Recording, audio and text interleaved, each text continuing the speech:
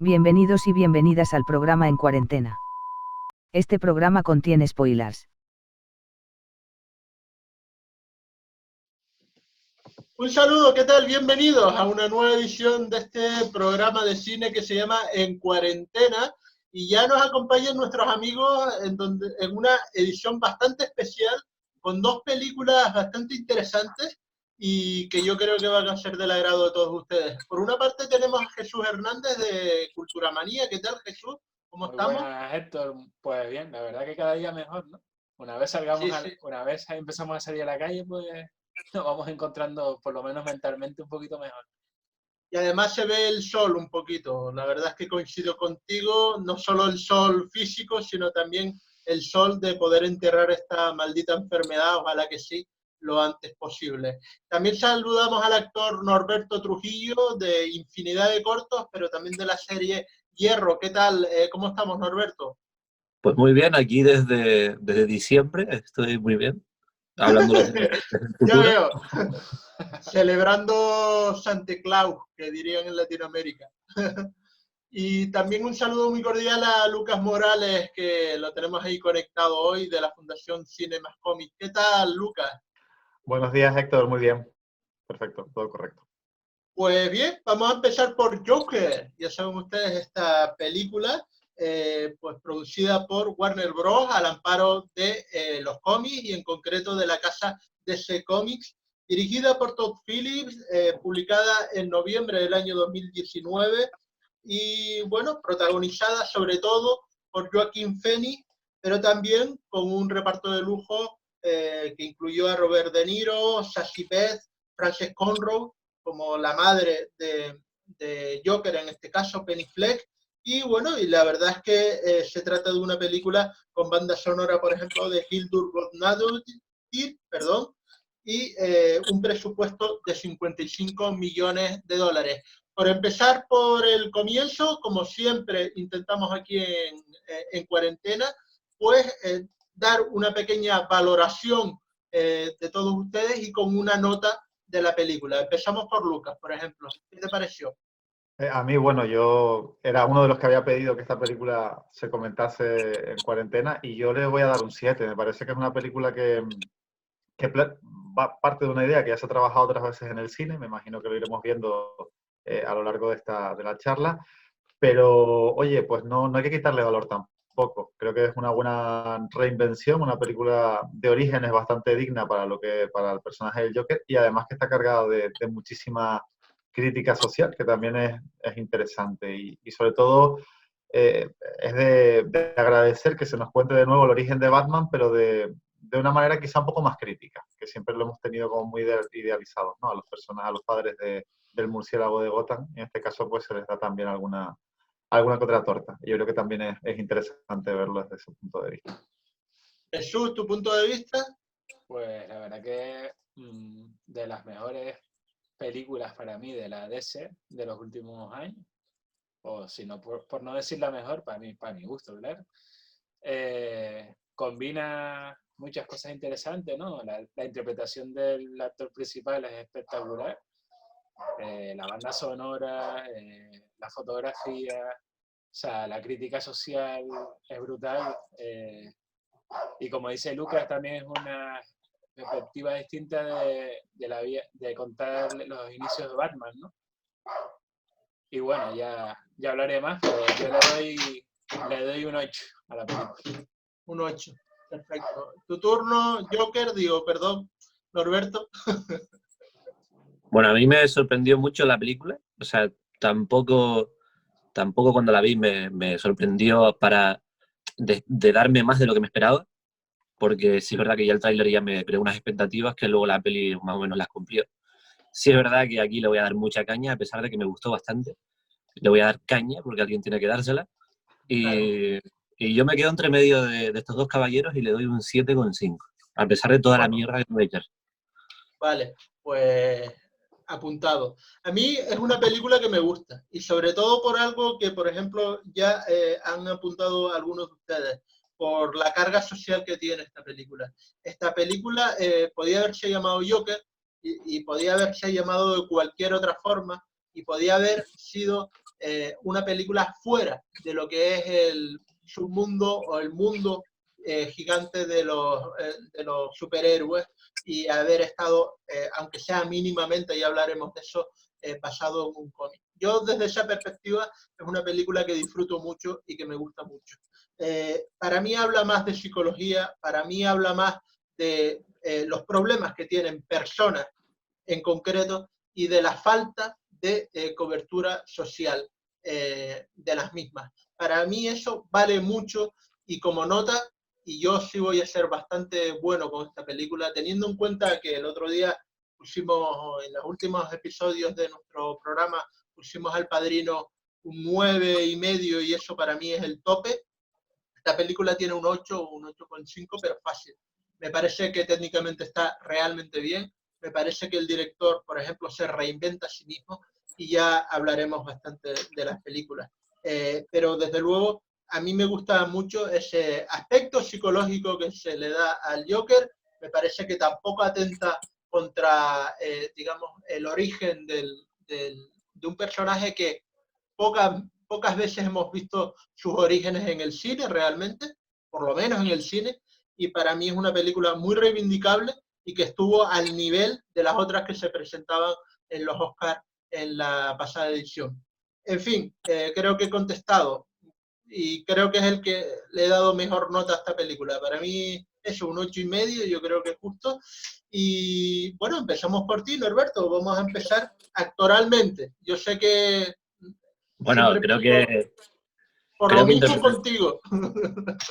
creo que interpretativamente poco hay que decir o nada negativo, o sea, creo que no lo hay. Quizás lo único negativo no de la interpretación, sino de la dirección de actores, que creo que realmente no hay. Que realmente creo que no existe dirección de actores compleja, sino es que, a menos la impresión que me da a mí, ¿no? Obviamente no lo sé, hablo sin haber estado en el rodaje, pero a mí me da la impresión de que Todd Phillips dejó hacer a Joaquin Phoenix lo que le diera la puta gana, y que no había dirección ninguna, que no tenía valor ni cojones para dirigirlo, y que no lo ha dirigido. Creo que Joaquin Phoenix ha hecho un poco lo que le ha dado la gana, y por la gran cantidad de escenas improvisadas que hay en la película que se dejaron en el corte final, creo que es así un poco, ¿no? Que realmente Todd Phillips no hizo nada.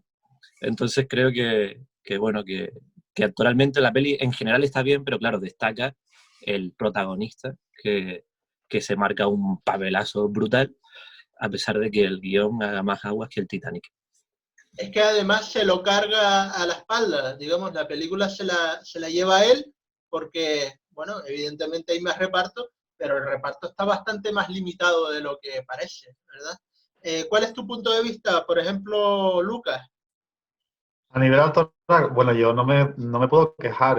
O sea, yo creo que es verdad. Yo no voy a negar que el gran peso de la película lo lleva Joaquin Phoenix. De hecho, la película prácticamente es él. Y como tú señalas, Héctor, la mayoría de los personajes secundarios se nos van quedando en el tintero, a pesar de que hay grandes nombres también involucrados dentro de la trama, pero quien nos acordamos es de Joaquin Phoenix, porque casi que la película funciona como un monólogo de él, un monólogo, bueno, no un monólogo al uso, un monólogo actoral. Y hombre, yo creo que también hay que ver que es verdad que Todd Phillips quizá le haya dejado a Joaquin Phoenix hacer lo que quisiera, pero eso también es hacer, ¿no? Yo no sé si Norberto está de acuerdo, pero eso también hay que tener huevos. Yo no sé si es falta de valor o mucho valor el hecho de dejar a un actor que interprete, pues me imagino que Habla este bien, hombre habrá tenido que meterse habla bien del actor, desde luego, ¿no? Porque es capaz y también del director, de creo llevarlo. yo, porque Sí, tener esa obviamente confianza. hay un voto de confianza bastante grande, eso es importante y es valorable para Todd Phillips también, es verdad. Y además el tema es que no sale mal. Quiero decir que en este caso no creo que es que haya salido mal. Probablemente luego tenga ese trabajo de edición, de postproducción enorme para poder seleccionar qué es lo que se coge y qué es lo que no. Pero yo creo que es un acierto. Yo con el nivel actoral me parece que es fantástico y que es adecuado para lo que se quería contar. Además que Joaquin Phoenix consigue transmitirte toda la profundidad que tiene el personaje, ¿no? Y sobre todo una cosa que para mí, o sea, porque soy incapaz de hacerlo, con escenas mudas, ¿no? Cómo es capaz de la escena del espejo, que quizás sea la la más célebre de la película, o de las más icónicas, que por cierto que es muy parecida a una escena de M, el vampiro de Düsseldorf. No sé si la recuerdan, cuando se está mirando al Sí. espejo y está perdiendo a Chaveta, vamos, prácticamente. Pues lo mismo con esto, ¿eh? Yo creo que es para aplaudir a Joaquin Phoenix. Jesús, no te he escuchado. Pues lo dicho ya por los compañeros, la verdad que sé que se pega un papelón y habría que ver si o sea, si la interpretación de este actor, si no lo hubieran dejado hacer lo que hizo, hubiera quedado igual, mejor o peor la película, ¿no? Yo creo que ese fue el toque especial de esta película, ¿no? Un poco la improvisación de este actor, que por otro lado tendría que tener una confianza enorme el director para dejarle hacer todo lo que hizo. También sabemos cómo es este actor, ¿no? De un poco de tiquismiquis, ¿no? Efectivamente. Y bueno, hay que reconocer que se trata de un director que viene, o sea, de una tradición más cercana al humor, aunque tuvo algún también trayecto a través del cine más realista. Hablamos de películas como Resacón en Las Vegas en su trilogía, películas muy simpáticas, películas de gracia, de burrada, de ver qué burrada vemos más, digamos, dura en la siguiente fase, pero no estábamos hablando de un director acostumbrado netamente a hacer papeles tan oscuros y sórdidos como este. ¿Cómo lo ven ustedes? Yo creo que esto puede considerarse una reinvención para el mismo director, y esto le vale también un parabién. Jesús, empezamos por ti. Sí, como dices tú, la trayectoria de este director es las típicas comedias facilonas americanas, ¿no? Resacón, yo qué sé, la de Escuela de Pringados o algo así, que también tenía, y típicas películas así. Yo creo que puede ser, como dice Héctor, un buen reinvento para nuevas películas de este director, ¿no? Igual descubre que su nueva arma de hacer películas o dirigir películas es el drama o el drama comedia. Sí, sí. Lucas, ¿cómo lo ves? ¿O no? Yo creo que Todd Phillips, yo no sé si decir que se ha reinventado o decir que es un tipo que tiene bastante diversidad, porque a pesar de venir de la comedia, él dirigió Borat. Es que ahora tengo la duda de si él participó en Borat de alguna manera. Vamos a buscarlo porque... Tengo esa duda, me ha quedado esa duda. Estaba ahora tirando de memoria y no sé si él participó en No, Borat. No, ¿verdad? como director no, es Larry Charles, el director de Y Borat. proyecto puede que sí lo trabajase, ¿no? Yo creo que dentro de lo que es la comedia, él ha tenido siempre un perfil que es bastante divergente. Y yo creo que que hacer esta película es verdad que se aleja muchísimo de ese registro cómico, y lo que ayuda es a evidenciar que quizá tenemos un director que es mucho más versátil de lo que parecía en un principio. Yo creo que eso es lo bueno de Todd Phillips, ¿no? No, como director aparece en Starkey Hatch, en películas como Resacón en Las Vegas, que Cosa hemos como en Las dicho. Vegas, exacto. Produjo Proyecto X y Era productor en Proyecto X, vale. All School. Vale, en fin, yo creo que sí, que hay una pequeña, digamos, diversificación, evidentemente, pequeña, no, bastante completa, yo creo. ¿Cuál es tu punto de vista, Norbert, al respecto? Yo creo que A ver. ojalá me equivoque, ¿no? Porque eso significaría que le va genial, ¿no? Pero creo que tiene menos talento para hacer una peli de este tipo vamos, que esto le ha salido de churro, vamos. Que yo creo que le ha salido de pura chiripa, y que si esta peli no tienes a un actor como Joaquín Phoenix, no solo que sea bueno como Joaquín Phoenix, sino que tenga la libertad que ha tenido Joaquín Phoenix y la inventiva que ha tenido para crear escenas como las que ha creado, creo que esta peli sería una peli del absoluto montón. Y además que, bueno, cuando hablemos un poco ahora del guión, creo que con las incongruencias absurdas que tiene, si no fuera una peli llamada Joker y no fuera una peli interpretada por Joaquín Phoenix con esa libertad, creo que sería una peli del montonazo asegurado, y que Todd Phillips no se había comido ni una crítica buena equivocada, vamos. Bueno, pues vamos a quitarte ya el bozal, no te preocupes, Norberto, venga, ponte las botas, habla lo que quieras del guión. Bueno, yo creo que no es de estas pelis en plan, pelis ultra mega comerciales que absolutamente todo es un agujero de guión detrás de otro.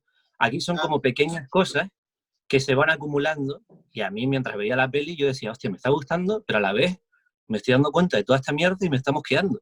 Pues claro, también venía con ese hype de todo el mundo diciendo que posiblemente era la mejor película que se había hecho ese día, pues, pues claro, estaba diciendo, esto es muy heavy, ¿no? Y claro, veo cosas tan absurdas como, no sé, como que haya una revolución contra, o sea, una queja, ¿no? Y manifestaciones en contra de un señor que todavía no es alcalde, pero lo tratan como si fuera alcalde, que es el señor Wayne, todavía no es nadie, o sea, no es absolutamente nadie como alcalde, pero están tratándolo como si lo fuera. Luego se quejan de que hay de que han matado a los ricos y se recrea una revolución porque han matado a unos ricos, que son ricos porque lo dicen ellos, porque realmente no se contrasta de ninguna forma y son tres ricos que son tan millonarios que van en el metro, de los millonarios que son de noche cuando pueda pasarles cualquier cosa, en un barrio súper chungo de Gotham, ellos van en metro en vez de ir en un taxi, en su limusina de ricos. Quizás es que no son ricos. Y quizás el motivo de la revolución es absolutamente absurdo, que la gente salga a las calles a destrozarlo todo porque han matado a tres ricos y salen, es que no tiene sentido, o sea, sale eso porque sí, porque el guión te lo dice y nos lo tenemos que comer con papas y poco más. Y no sé si alguien quiere intervenir porque tengo muchas más. Yo lo necesito, ¿eh? Sí, venga, Lucas, a por él. No, bueno, no, a ver. Es De todas broma, formas, no, hombre, no. Pero a ver, yo, o sea, no creo que las tres personas que mueren en el metro, yo no creo que sean precisamente ricos de ricos de manual, sino que son la típica figura del trabajador de Wall Street. Y la Pero, típica figura del trabajador de Wall Street. Pero los periódicos al día siguiente lo que dicen es que son ricos. Es lo que pone el no, titular. evidentemente. Pero fíjate que Nueva York es una ciudad, o sea, este tipo de ciudades norteamericanas son ciudades que se prestan mucho a que cualquier tipo de persona viaje en transporte público, pero el transporte público, especialmente en el metro, más que lo que es la guagua está mucho más denostada en Estados Unidos de lo que es el metro. Y en Madrid, por ejemplo, te encuentras esos contrastes. En Madrid te puedes ver a gente, porque no he estado en Nueva York, te puedes ver a gente, o te podías ver antes de la pandemia, a gente muy trajeada en el metro con gente que no estaba tan bien vestida. Y yo creo que no es el hecho de que sea únicamente el asesinato de los ricos lo que despierta que toda la gente se ponga en revolución, sino hay un caldo de cultivo previo, que yo creo que es lo interesante de la película, donde hay una desigualdad social muy grande.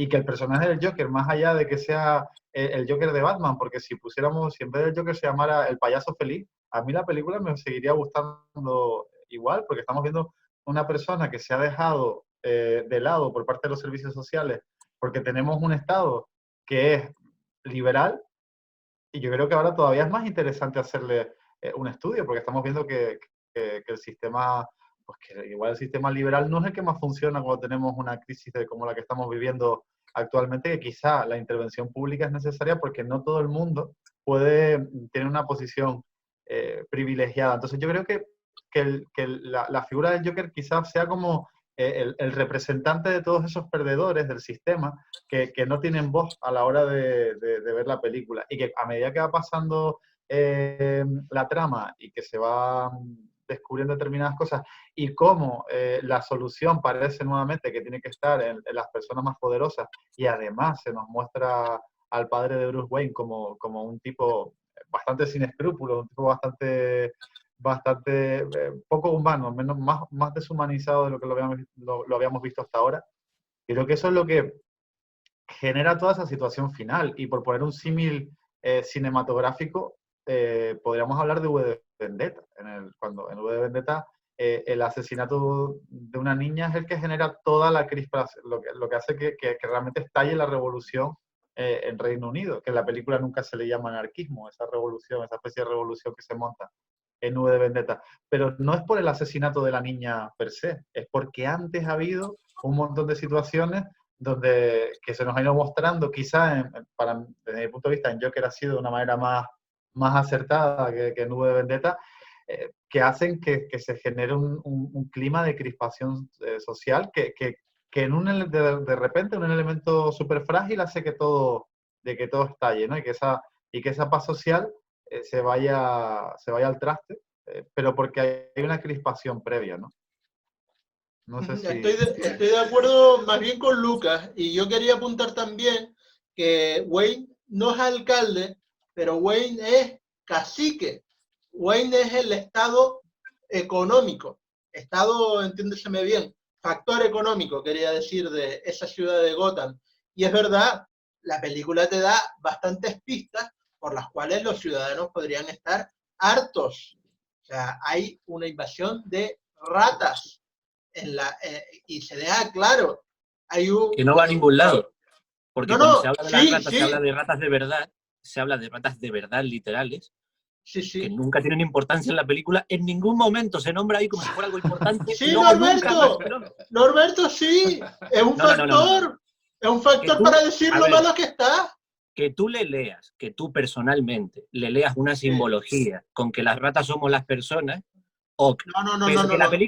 que la película habla de ratas reales y luego pasa de largo sobre eso sin que tenga ninguna aportación para la película, eso está ahí en la película. No, pero yo creo que es no porque se haga una simbología con que las ratas son las personas, sino que realmente, o sea, es un detalle más dentro de lo que es la situación que está viviendo la ciudad. Pues un tipo que está evidentemente loco o que tiene un problema mental diagnosticado, se queda sin tratamiento porque no hay dinero.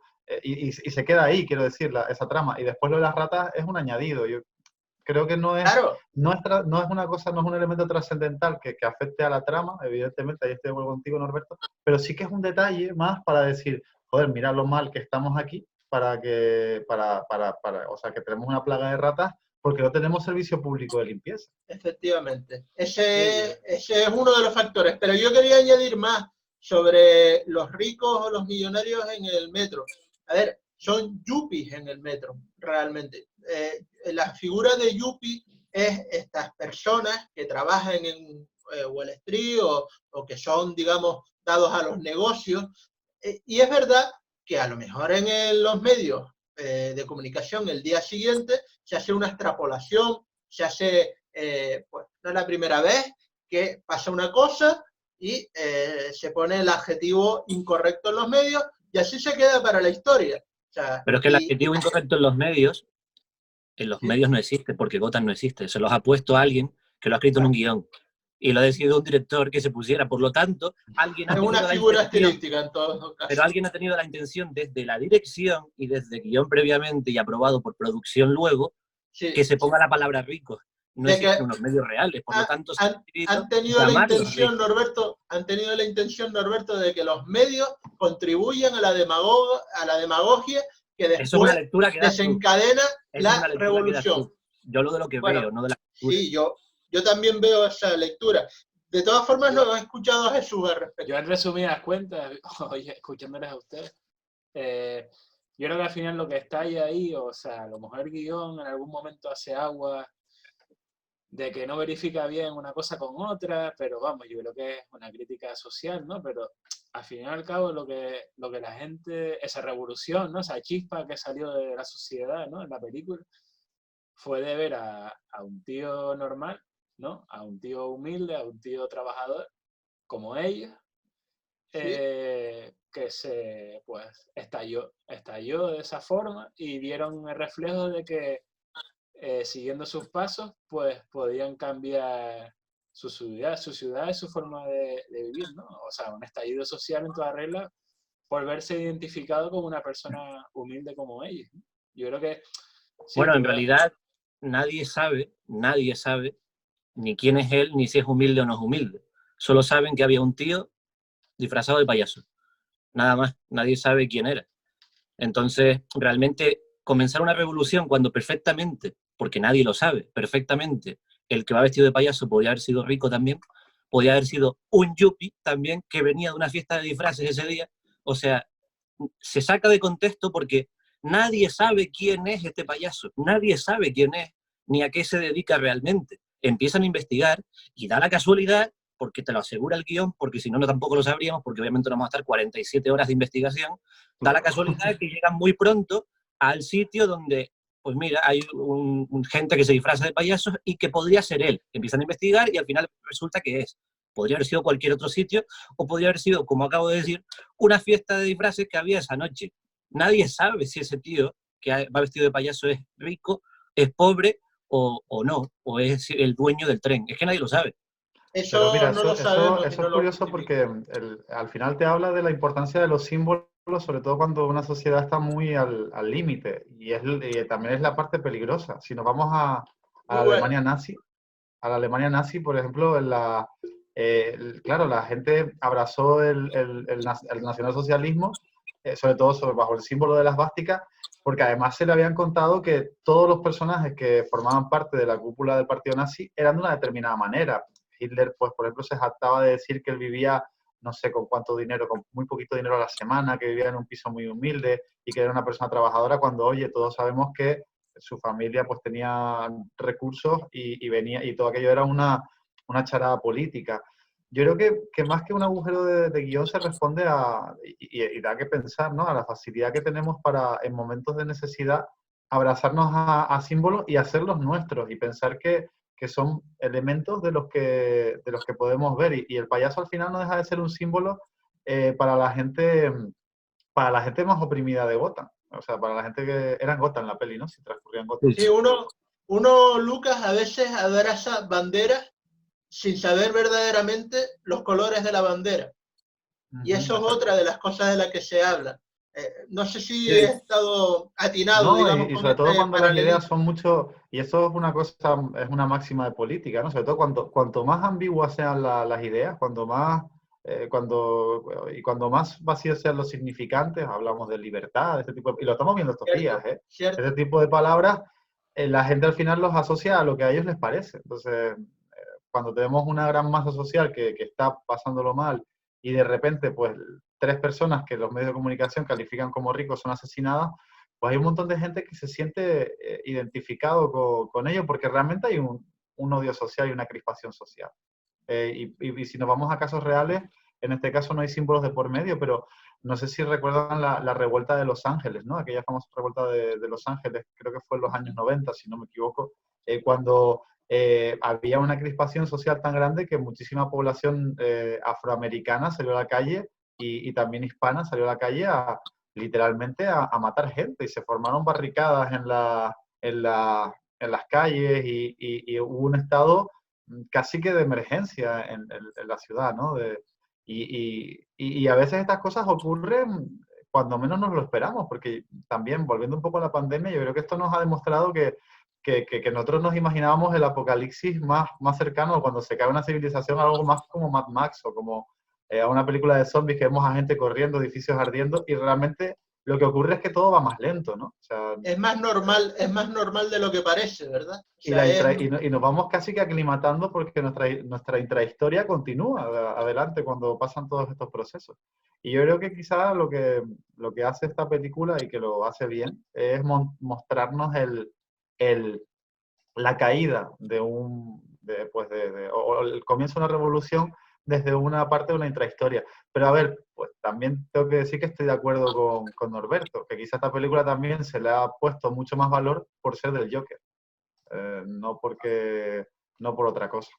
ya. No por Hombre, echarle eso un es un capote aquí al amigo. estandarte. Evidentemente eso es un estandarte y yo prefiero que en nombre del Joker se haga una película adulta, pues con sentido de background, criticando cosas, porque esta película tiene muchas cosas que cortar. Hemos hablado de que es una crítica, está basada, digamos, en las críticas al reaganismo de principios de los años 80, de recortes de sanidad, y no olvidemos que la actual administración estadounidense comenzó sus días cargándose el Obamacare, que no era como la Seguridad Social española, era, vamos, una cobertura mínima para todos los ciudadanos de Estados Unidos. Ahora mismo, con la crisis sanitaria que estamos viviendo, esto tiene un calado político, si se quiere social, de bastante importancia. Y esto sí lo trata la película y en eso sí es, digamos, sí pone el dedo en la llaga. Ya me gustaría a mí que Birds of Prey, que hablábamos de ella el otro día, hubiera tenido este background. Y no es que no se pueda ver películas que sean más frívolas, que se hable de diversión, pero hombre, hay que reconocer estas malas leches en estas películas. Norberto, ¿quieres algún detalle más de guión que queramos analizar? Porque es que me gustaría hablar también de banda sonora, por ejemplo. Como obviamente no habrá, bueno, vamos a extendernos demasiado, yo voy a soltar el que es indiscutible, que además es con el que cierra la peli, para decirte, si querías un agujero de guión que no puedas explicar, de ninguna manera, toma esto. Y es que nuestro señor Todd Phillips, voy a echarle la culpa a él, aunque haya guionistas, haya productores, voy a echarle la culpa solo a él, porque al final es la figura que tiene que asumir todas las responsabilidades, ¿no? Pues este señor decide que es buena idea que de repente,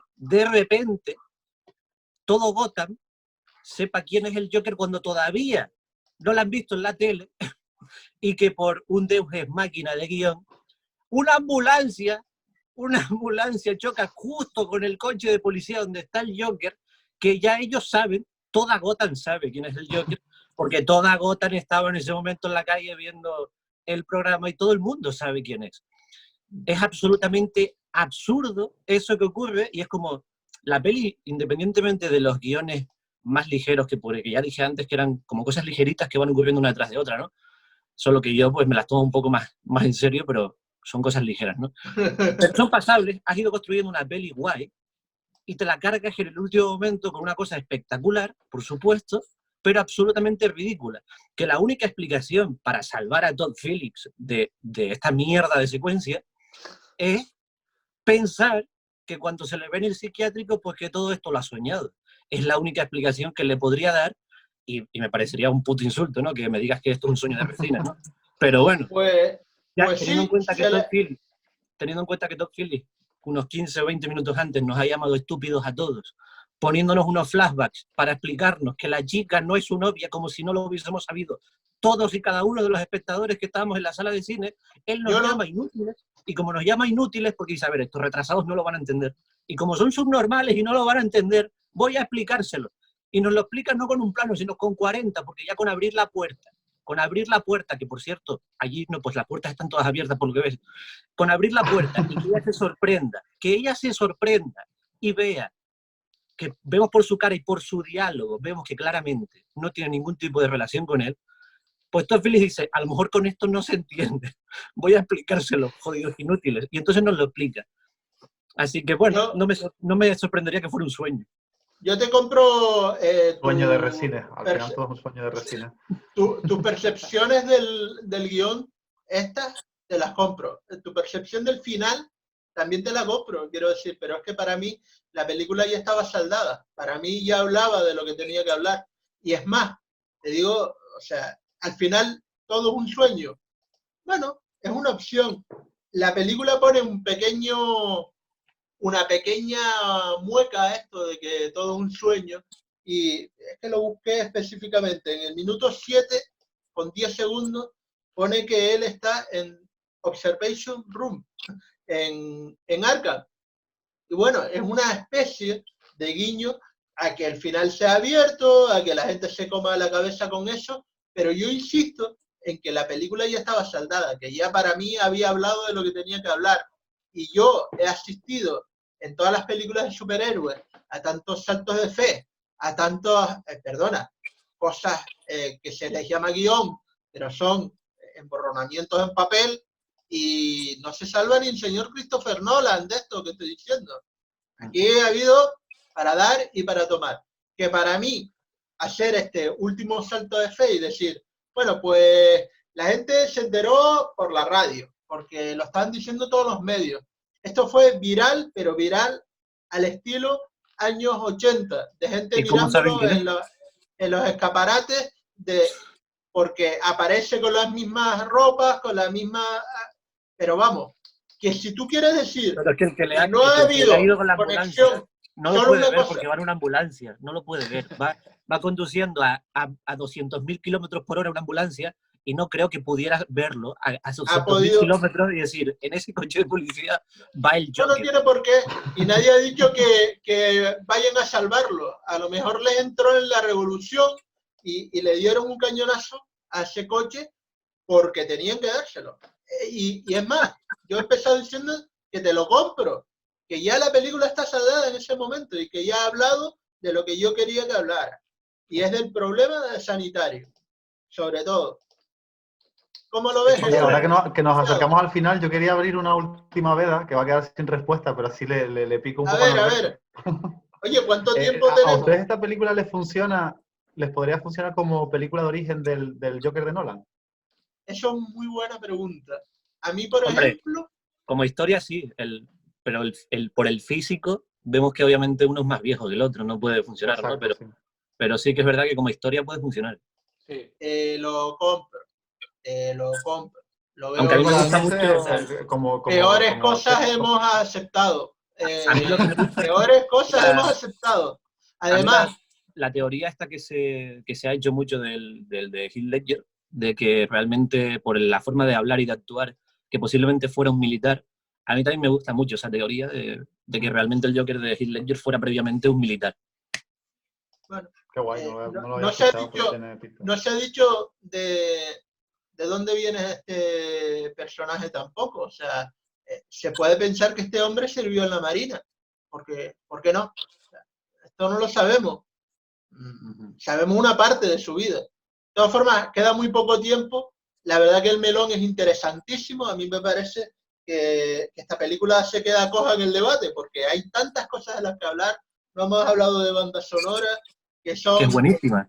canciones Sí, rock es muy pop bueno. bastante interesantes, pero también el trabajo de Hildur Guðnadóttir, lo siento, no es mi fuerte del finlandés, está claro.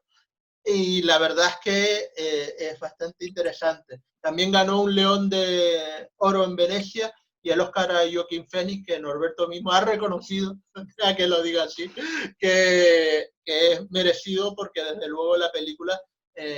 no, que no es merecido, ganó. ¿A que no? No, yo he dicho que la interpretación de Joaquín Phoenix es brutal, pero creo, esto ya es opinión personal, creo que para mí es mucho más válida la interpretación de Banderas que la de Joaquín Phoenix. Y bueno, creo que ¿En qué película? obviamente, Vale. en Dolor y Gloria, creo que Dolor obviamente, y Gloria. ya no por opiniones que tengamos todos nosotros, creo que la cantidad de premios Uf. a las que optaron los dos juntos y ganó Banderas, creo que le avala un poco para que sea una opinión bastante válida, ¿no? Señores, nos quedamos sin tiempo. Yo creo que habrá Joker 2 y yo creo que podremos debatir sobre esto. Un placer como siempre y ahora volvemos porque ya veo la espada del Cimerio de Conan que vienen por ahí. Ahora seguimos con más debate.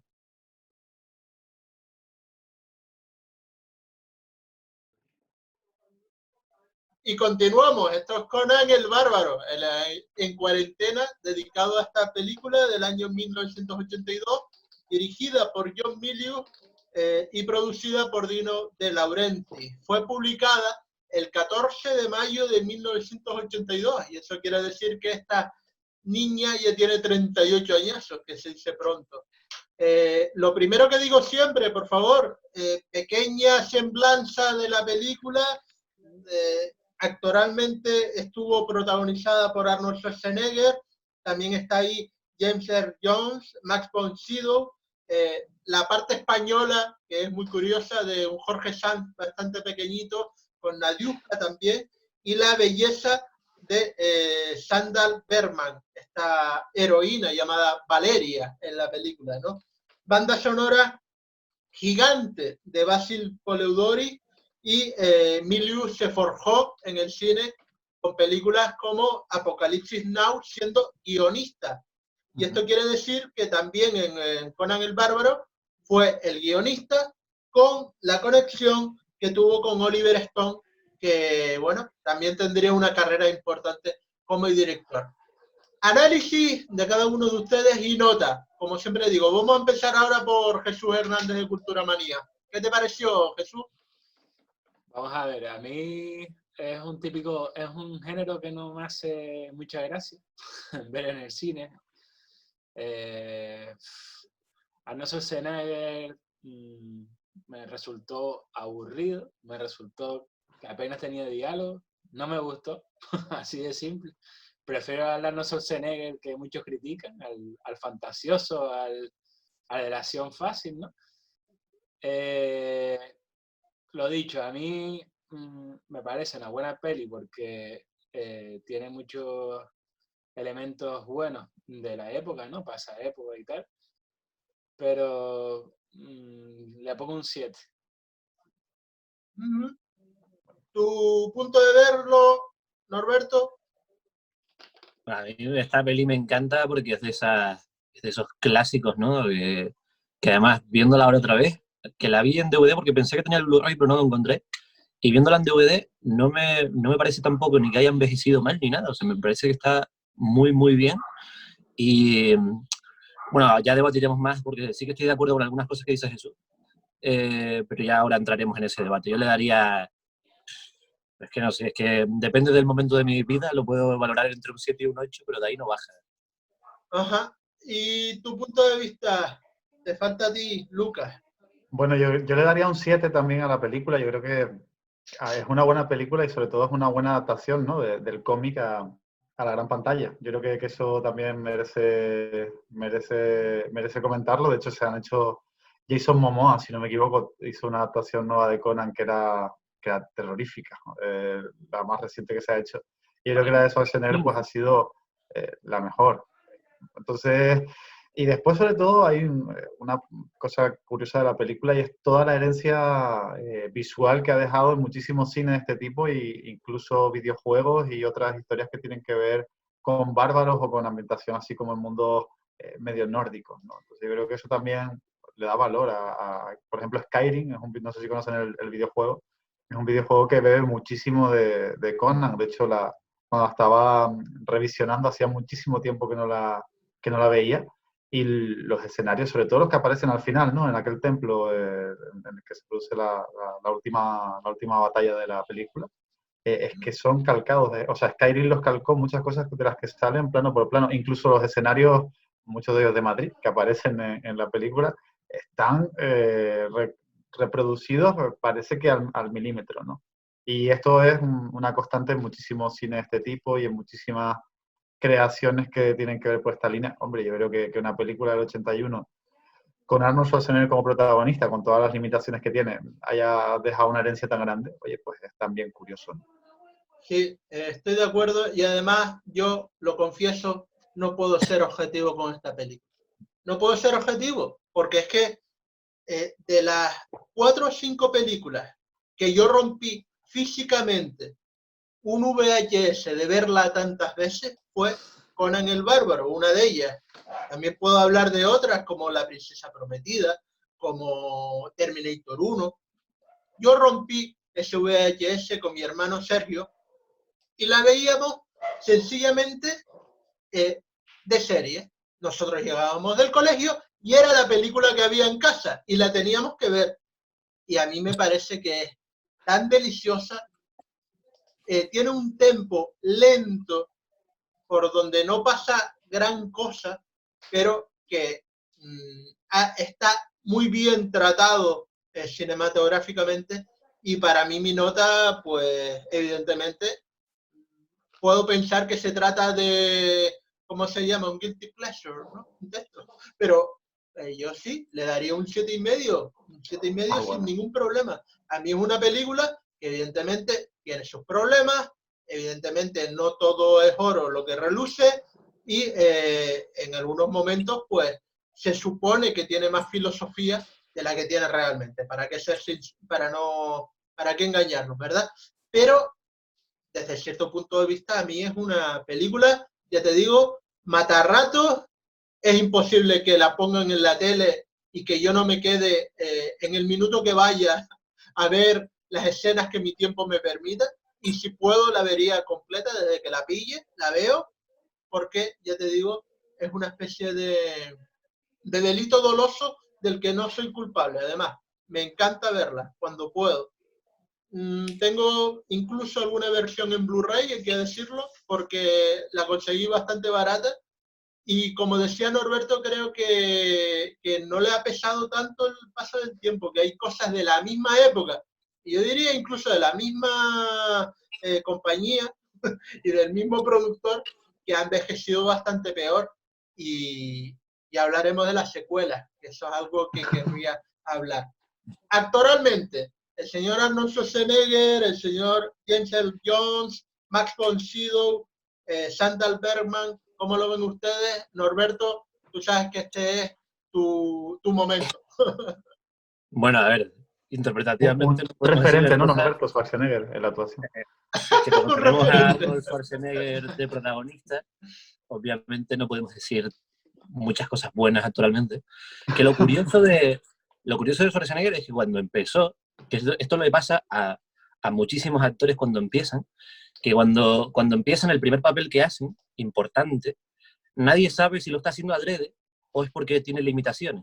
Y la primera interpretación de Schwarzenegger importante, antes de que nadie le conociera, que fue en Stay Hungry, ganó el Globo de Oro a actor revelación. Schwarzenegger. Luego ya, pues, luego se descubrió que no estaba actuando así porque quisiera, que sus limitaciones son las que son y ya está. Era así. Y claro, en esta peli, todavía él, que todavía estaba empezando a dominar bien el idioma, a pesar de que ya llevaba más de 10 años hablando inglés, pero todavía se nota, en el acento además se le nota todavía que no lo tenía, incluso hoy en día se le nota, ¿no? Pero mucho menos que en los 80, ¿no?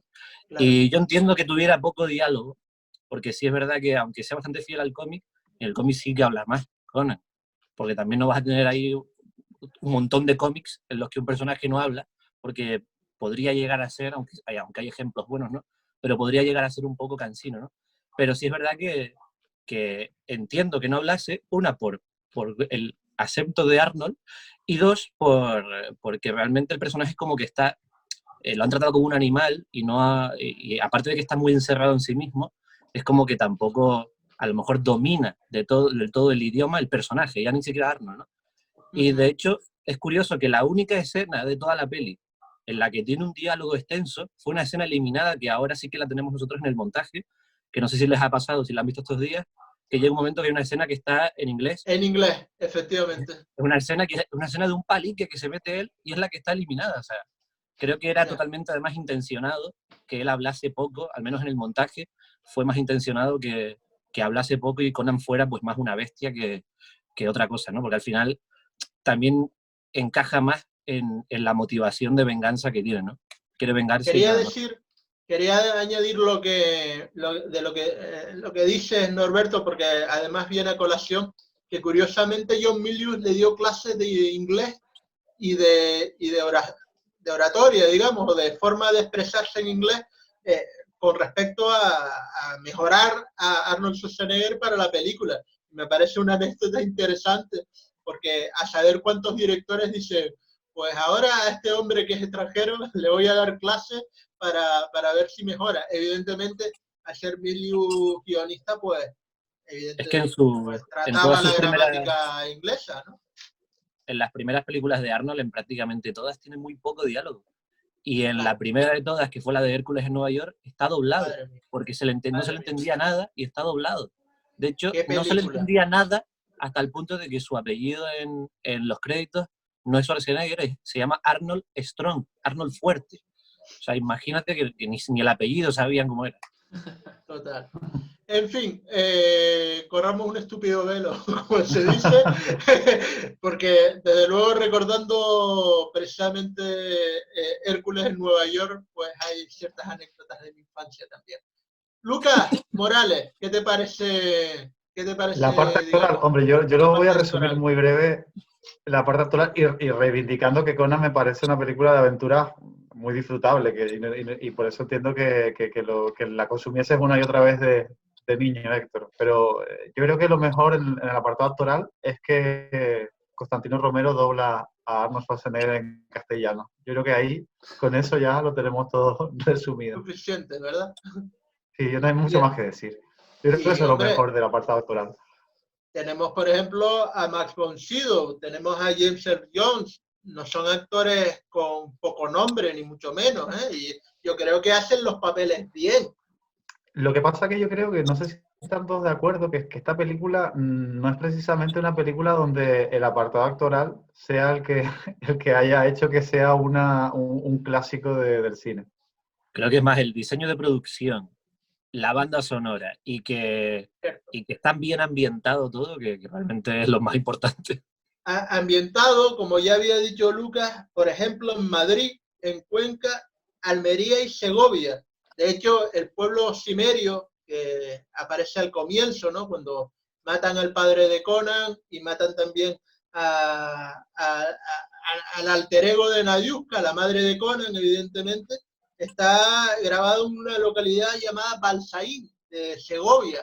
La verdad es que para mí me parece hasta una especie de honor que esa película pudo ser grabada aquí, recuperando también esa tradición que tiene España de haber podido grabar pues, películas cumbres de la Spaghetti Western, sin ir más lejos. ¿A ustedes les parece interesante recuperar de alguna manera las localizaciones de estos rodajes? Yo creo que no se ha dejado de hacer en ningún momento, ¿eh? Lo que pasa es la publicidad que nosotros Claro, le demos también es verdad. o el conocimiento que tengamos, ¿no? Pero realmente no se ha dejado de hacer. O sea, bueno, nosotros como canarios lo vivimos día a día, que hay rodajes aquí a mansalva, grandes. Entonces realmente es algo que creo que nunca se ha dejado de hacer. Pero lo que sí es verdad que nos falta quizás es ese puntito de visión y hacer una recuperación como la que se hizo, no sé si recuerdan, del cementerio del feo, el bueno y el malo en Burgos. Sand Hill, sí. Exactamente, es uno de los viajes que tengo pendientes, porque además mi hermana vive en Vitoria, que es al lado, entonces bajar es muy económico. Y yo creo que nos falta quizás ese punto de entender que ahora es verdad que el turismo va a estar complicado, pero esa parte de turismo cinematográfico, ¿no? Y ellos lo han sabido ver muy bien, porque hicieron la iniciativa aquella de Apadrina una tumba, que funcionó súper bien y con lo que financiaron todo el proyecto, y que fue una lástima enterarse tarde de la Apadrina una tumba de Sad Hill, porque yo creo que a todos nos hubiera gustado tener una lápida en ese cementerio. Y yo creo que aquí nos falta un poquito de picaresca con eso. Yo creo que sí que es a reivindicar. Y Canarias, Norberto lo sabe mejor que nadie, Canarias es un pedazo plató de cine que ha tenido producciones no solo ahora actuales, sino hace 1 millón de años se rodó en Canarias, Enemigo Mío también. Y no tenemos quizás esa visión de darle ese toque de hacer una visita guiada, o a lo mejor existe, yo la desconozco, pero una No, visita guiada a través de las en el producciones nuestro, cinematográficas en cada una de las islas. Los abrazos rotos, creo que se llamaba, la de Almodóvar, que tiene una imagen muy icónica en Lanzarote, en el Charco Verde. No sé si la recuerdan, que salen los protagonistas de espaldas y yo creo que sí que hay que reivindicarlo. Yo siempre he Muy, pensado en muy eso también, partidario de ello. en lo que dice Lucas, ¿no? No se ha aprovechado del tema este, hablando ya más de Canarias. Para nada. Y vamos, se pueden ser infinidades de cosas, o sea, puntos informativos, dejar cosas de rodaje puestas en ciertos lugares. Ahí se puede hacer miles de cosas y aquí se ha grabado, no lo olvidemos, hasta estas magníficas películas, una historia de Star Wars, Han Solo, ¿verdad? Y también la última de Rambo. Vamos a no molestar mucho a Norberto. Bueno, si en Filadelfia hay una estatua de Rocky, deberían poner una en el barrio de la Salud también. Una estatua de Schwarzenegger. No, por favor. Ametralladora, ¿no? A Norberto le gustaría eso. Y una plaquita que diga México, Ciudad de México.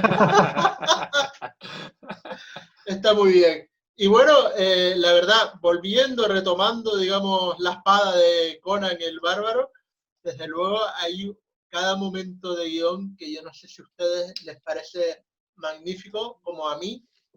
Hay momentos muy bien escritos, hay conversaciones, es verdad, no hay muchos diálogos, pero los que hay, yo creo que sí están verdaderamente ponderados. ¿Cómo lo ven?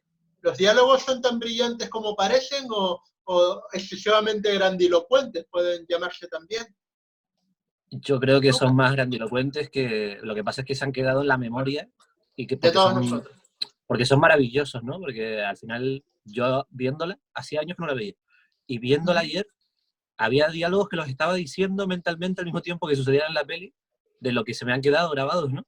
Pero creo que sí que son excesivos, porque además es que llega un momento en el que En El Señor de los Anillos hay diálogos que son, o sea, la mayoría de los diálogos son mucho más sencillos, dándole mucha más humanidad a los personajes que los diálogos exagerados de esta peli. Pero a mí, aun reconociéndolos, no me afectan en absoluto, la verdad. Entro muy rápido en el juego de la peli. Lucas. Yo creo que esto entra casi que dentro de lo que es el género de lo que es porque claro, El Señor de los Anillos va por otra línea ¿no? y nace en un momento del cine que es más, donde ya los espectadores estamos acostumbrados a otro tipo de cosas, no somos tan inocentes, no somos tan vírgenes en ese sentido. Y yo creo que esto entra dentro de ese género que fue tan popular durante los 80 y principios de los 90 de este tipo de cine, que es un cine como muy solemne, con unas bandas sonoras espectaculares y además que son rematados con esas frases que son que parecen rescatadas de obras clásicas del teatro griego, ¿no? De frases que son, lo que decía Norberto, realmente solemnes, pero que forman parte y que son ya un elemento más dentro del imaginario de lo que es el cine y todo este entorno del mundo de Bárbaro, ¿no? Se habla poco, hay mucha sangre, hay mucha violencia y cuando hablamos para decir cosas realmente importantes o que queden para los anales de la historia, ¿no? Yo creo que va en esa línea, pero de la misma forma que digo que quizá la línea, salvando las frases y las líneas de diálogo así memorables, tampoco creo que esto sea una película de diálogo, no creo que sea una película de Kevin Smith, pero no. creo que todo va por otra línea, ¿no? Ni 12 hombres sin piedad tampoco. Tampoco. Vamos a seguir entonces con la opinión de Jesús. Jesús, ¿qué opina? Yo creo que, bueno, vinculado al diálogo con el guión, con los actores y actrices, en verdad me sigo reafirmando, no me gusta la interpretación de ninguno. Me parece una película, pudo haber sido entretenida, ahora ya no me entretiene. De hecho, casi cierro los ojos en una de las partes de la película. Pero es que la viste después de comer, Jesús. Es que eso influye, No. La vi activamente y después incluso me quedé viendo otra película y ni si me cerraba los ojos. Vamos. Vale. Y una cosa sí que destacaría, no sé si del guión, de la época, no sé, es que hay poca censura, ¿no? Me di cuenta de que la acción, las escenas de sexo y una barbaridad de cosas, para ser de la Son los época... 80. Sí, los 80, los esto 80. era para todos los públicos. Pero Es como la vida de Brian, aquella escena de la sesión infantil, ¿se acuerdan? Cuando sale la persona decapitada. Pues los 80 son más o menos esa sesión de público infantil, pero en el cine. Lo estaba buscando, pero es que la clasificación es R, es que no, esto como decimos era una cosa bastante normal dentro del cine de... Pero es curioso, los años 80, para mi gusto en eso sí hemos retrocedido, ¿no? Ahora todo es... Te lo garantizo. Censura y bueno, no hay nada más que ver las nuevas películas de la factoría Disney, ¿no? Es que además es muy acertado lo que estás diciendo, Jesús, porque son la autocensura, que es la peor de la censura. No es que haya alguien, o bueno, esperemos que no haya alguien con unas tijeras viendo lo que se puede ver o no, como sufríamos en España, como se sufría en otros momentos, ¿verdad? En la dictadura, sino que hay productoras que dicen, si yo hago una película R, clasificada para todos los públicos, no me van a venir cierto número de niños o cierto número de jóvenes incluso. Pero R es para mayores de 18, ¿eh? Sí, es a lo que voy. O sea, es una película que no se corta, que no tiene ese parámetro de tener que parar la maquinaria por unas edades determinadas. Pero por eso digo que R, porque creí que habías confundido ahora R con todos los públicos, todo lo contrario, ¿no? No, todo lo contrario. Es lo que, si he dicho eso, he querido decir lo contrario. Es R precisamente porque ahora se hacen películas pues clasificadas, la estoy viendo aquí, para menores, para señores de 16, 13, 14, y llega un momento en el que, claro, tú quieres ampliar más el target, pero lo amplías tanto que los de 40 ya no te compran el billete, que los del 60 olvídate, que incluso los de 35 se ven un poco insultados, y eso es una cuestión bastante grave. Yo creo que en el término medio está la virtud en ese sentido. Y ahí Conan acierta. Déjenme decirle que acierta, porque tampoco es verdad, que tampoco es que sea una película intelectual, ni mucho menos, no estoy diciendo esto es de consumo masivo, pero desde luego no se cortan a la hora no sé, de que haya sangre y alguna pieza de sexo también. Muy bien. Hombre, a mí si me permiten decir una cosa de Conan, Por que yo creo supuesto. que es lo que es. Ahora es el momento. Porque es que yo no soy, o sea, yo Conan sí le tengo cariño, pero no soy tan fanático de Conan. A mí sí realmente hay algo que ha salido bien de esa película, yo creo que es esto, ¿eh? No sé si conocen la historia. Pero eso es He-Man. Por supuesto, el hombre más poderoso del universo. El señor Dolph Ahora, Lundgren. ahora mismo Además que les tengo, cuento una cosa, ahora mismo compré tengo esta la figura, mayor la de envidia del Battlecat, universo. que es el corcel, lo compré por €1 en el rastro de Tenerife, que hay que reivindicarlo, ¿eh? El rastro de Ya te he Tenerife. dicho. Pues, a ver, no sé si conocen esa leyenda que existe con que Mattel tenía, como había dejado pasar la oportunidad de sacar aquella línea de juguetes de la Guerra de las Galaxias, porque vio que no iba a tener mucho éxito la película, con lo cual se equivocó rotundamente. Y luego intentaron meterle la mano a Conan y querían hacer una línea de juguetes de Conan, pero cuando se encontraron con lo que era Conan realmente, después de haber hecho los prototipos y tal, pues dijeron que una película efectivamente pues tan violenta, con sexo, etcétera, pues que no la podían sacar como línea de juguetes. Y entonces lo pintaron de rubio y acabaron creando a He-Man, que probablemente haya sido una de las franquicias de juguetes más rentables de la historia de los juguetes. Ya te digo. Bueno, ¿Y cuál es la en conexión Netflix, con Conan? La espada. Eso, que en principio iba a ser una línea de juguetes basada en Conan. Ah, en Netflix figura. hay una serie documental de Netflix que son varios episodios que va sobre juguetes de películas famosas Cierto, y tal. sí. Y hay uno dedicado a los de He-Man, hablan también de los de Star Wars y de ese jaleo que hubo. Y además del que a la gente al principio no le gustaba el color de los muñecos de He-Man, que entiendo ahora un poco por qué es también, ¿no? El color de la piel. Bueno, es que ha pasado algún tiempo, las modas van cambiando. Bueno, volvamos, y esta vez sí, a Conan, la película. Hay un montón de anécdotas porque la verdad que tiene su juguito la película desde el punto de vista del anecdotario. Hay cuestiones como, por ejemplo, ¿saben la escena en donde le preguntan a Conan qué es lo mejor de la vida? El maestro le pregunta a alguno de sus discípulos. Pues curiosamente, esa frase está sacada casi literalmente de una frase real de Gengis Khan, el que fue pues gran pues, líder de su pueblo. Y la frase de Gengis Khan está en internet y es que me encanta y la voy a recitar un poquito. Se dice: lo mejor de la vida es derrotar a tus enemigos y perseguirles, despojarles de sus riquezas, ver llorar a sus seres queridos, cabalgar sus monturas y pegar tu vientre a hijas y esposas. Esta es la frase genuina.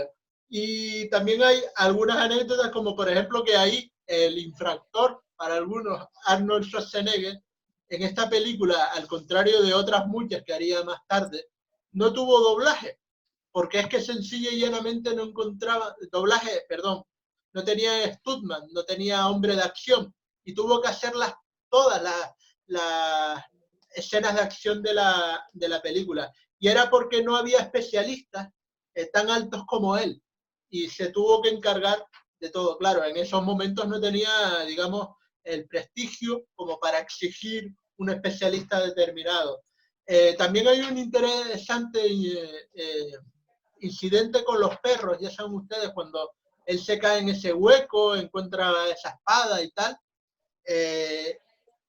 Por lo visto, la persecución de los perros, al ser rodada, pues los perros se ensañaron con el pobre Arnold Schwarzenegger, estuvo a punto de entrar al hospital. Pobres perros. Claro, es que para colmo, las productoras de animales se encaramaron en contra de la película y empezaron a darle palos a la productora, que porque usaba perros, etcétera, etcétera. Y después, Por eso le pegó al bueno, camello. otra anécdota interesante es que he visto dos clases de precios de las dos espadas que se usaron para la película. Uno de los precios que yo he visto es el más razonable, porque $10.000 para una espada ya está bien. Pero es que he visto que han marcado el precio de la espada en $300.000. Fueron creadas por Joy Samson y en la espada había unas runas nórdicas en donde se podía leer: empuña esta espada en nombre de Kron. Bueno, en fin. Yo creo que si vas aquí al lado al Bosque Prohibido, la consigues por mucho menos, ¿eh? Sí, incluso por 100, sí, es cierto. Pero por lo visto es que ahora es porque la espada famosa y antes no lo era tanto. Pero yo no he entendido, ¿se vende así en reventa o costó para la producción de la película ese dinero? No, para la producción es lo que yo entendí, $10.000. O sea, fabricarla, etcétera, etcétera. Es que hay una cosa sobre las espadas que yo lo descubrí viendo los extras de las dos torres, del Señor de los Anillos, y es que las espadas en el cine se rompen con mucha facilidad. Yo no lo sabía, sobre todo como son espadas que no son usadas realmente para la guerra, pues se rompen. Claro. Y en la escena de la batalla del Istmo de Hel fue dramático porque se les rompían las espadas en cada escena, con cada golpe que daban prácticamente. Se rompían, quiero decir que se les salían se rompía lo que era la parte que corta, la hoja, Sí, la hoja del mango, se rompían la hoja y el mango, ¿no? Y entonces, yo no, a mí no me parecería descabellado que 300.000 euros me parece además para los 80, para el 82 me parece una auténtica fortuna, ¿eh? Pero que las espadas sean caras para la hora de realizarlas no me extraña, porque la vemos como algo muy mainstream, ¿no? A la hora de verlo en todas las pelis y producciones, pero tengo entendido que en el cine es bastante complicado de llevarlas a cabo y sobre todo utilizarlas para que no se rompan y para que no se estropeen. Jesús, ¿querías apuntar algo? Sí, hablando de espadas, ahora que está diciendo Lucas, lo que no sabía, que estuve viendo el otro día, que Arnold Schwarzenegger tuvo 1 mes y medio bajando el volumen de sus bíceps para poder coger y manejar la espada en las escenas. Curioso, la verdad. ¿Porque no podía doblar el brazo? Sí, por eso. Joder. Y por lo visto también tenía problemas con el pectoral. Era demasiado desarrollado para lo que lo necesitaba y desde luego eso fue supuestamente el fuerte a la hora de hacer el casting, ¿verdad? El hombre es el que da el perfil, pero en algún momento, pues, por lo visto no podía manejar bien la espada. Norberto, ¿apuntabas otra cosa? Bueno, no sé, ya son tantas cosas. Claro. Yo creo que o sea, con las espadas, yo he luchado con espadas reales y ver cómo se parte una espada real en una lucha que está coreografiada. Entonces Claro. me imagino una espada que no está hecha al 100% para usar en una lucha, me imagino pues eso, en un rodaje como se estarían rompiendo, porque eso normalmente las espadas que se usan son de goma. O sea, están recubiertas y con un barniz, un brillo, una laca, pero que son de goma realmente. Por eso hay muchas pelis donde ves que la espada es así, se dobla, si la paras bien, y es por dos razones. Una, para que no se parta, y dos, para no cargarse a nadie, porque en esta peli, de hecho, la actriz perdió 2 dedos, ¿no? O se cortó 2 dedos, si no me equivoco, en la pelea. O sea, que No sabía porque eran eso. espadas reales. No sabía esa. Bueno, en definitiva, me gustaría hablar también de la banda sonora, porque desde luego yo creo que es una de las cuestiones que influyeron, digamos, en otras películas del estilo y por supuesto de la misma saga. ¿Cómo ven la banda sonora? Yo me la pongo por la mañana y quiero invadir Polonia, ¿sabes lo que les digo? O sea, pero ¿cómo lo ven ustedes? Pues yo, fantástica. Es que todo lo que hace este hombre, Basil Poderovic, es maravilloso. A mí, una de mis bandas sonoras de cabecera es el desembarco de Starship Troopers, porque es una composición brutal. Yo no sé mucho de música, también lo tengo que decir, pero me parece que son soberbias. Y la de Conan es otra que ha pasado al imaginario colectivo también. Y creo que se utiliza hasta en partidos de fútbol, si no me equivoco, la banda sonora de Conan para ambientar las entradas. Esa y la de los Piratas del Caribe se utilizan mucho, ¿no? Y Creo Desafío que es Total. porque por la epicidad que tiene, ¿no? Toda la música y especialmente la banda sonora de Basil, ¿no? Ujú. Hablando de bandas sonoras de la película, ¿no? Y lo que comenta Lucas del fútbol, ¿no?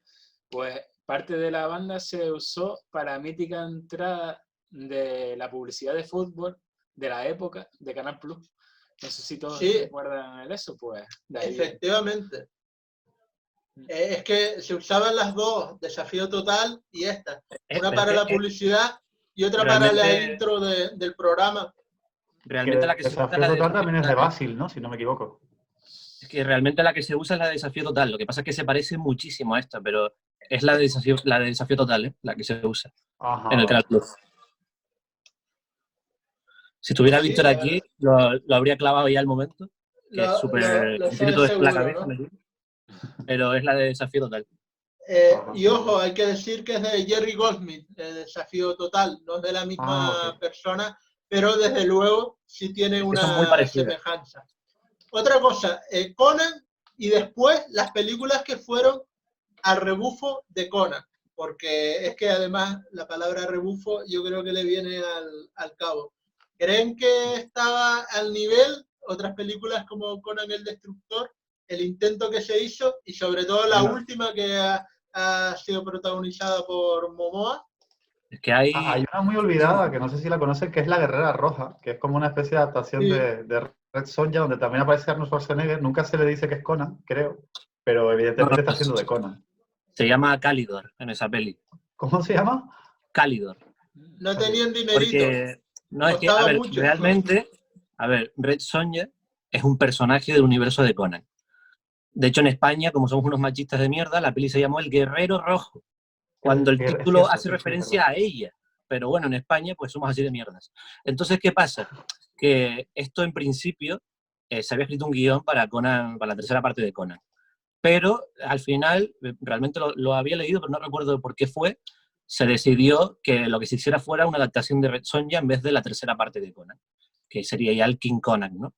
Y se hizo esta adaptación, en la que Brigitte Nielsen era la protagonista, y claro, no podían meter a Conan por temas de derechos, y dijeron, pues metemos a Schwarzenegger igualmente, confundimos a la peña, pero es otro personaje. Entonces Arnold ha hecho dos personajes en el mismo universo.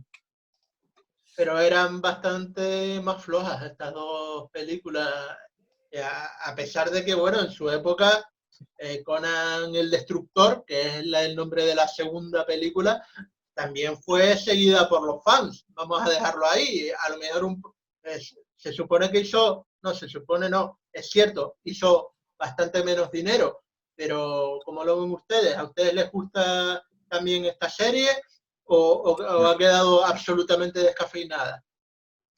Hombre, de Conan además ha habido 5 adaptaciones. La de Arnold, la actual que todos conocemos, 2 series de live action y una serie de animación. O sea que se ha intentado ya hacer Conan unas cuantas veces y creo que solo ha funcionado la primera, porque obviamente Conan el Destructor es lo que es, porque además creo que se vendieron un poco a justamente lo que contaba antes Jesús. Creo que, claro, esa vis cómica de Arnold mola, pero en sus otras pelis. Pero cuando ya has presentado un personaje serio y profundo y metido en su cueva como es Conan, y en la segunda parte se convierte en un payaso, pues sucede que no pega. Desde luego. ¿Tu punto de vista, Lucas? Sobre las secuelas, hombre, bueno, pues yo creo que todos coincidimos que son placeres culpables. Y yo creo que el hecho de que el Destructor contase con gente, sobre todo especialmente la de El Guerrero Rojo, que es una película que, hombre, la vi hace poquito, la pusieron en no sé en qué cadena, no recuerdo, en Paramount, si no me equivoco. Y bueno, a ver, es una película esa sí que es una película de sobremesa que compite con estas producciones alemanas que nos ponen en televisión española y en Antena 3. Para dormir. Son películas, pues, para vértelas como muchas películas de los 80, sin muchas pretensiones, para ver acción rodada como se podía y poquito más. Yo creo que no le daría más importancia, pero tampoco me rasgo las vestiduras diciendo que si han mancillado al gran héroe que fue Conan.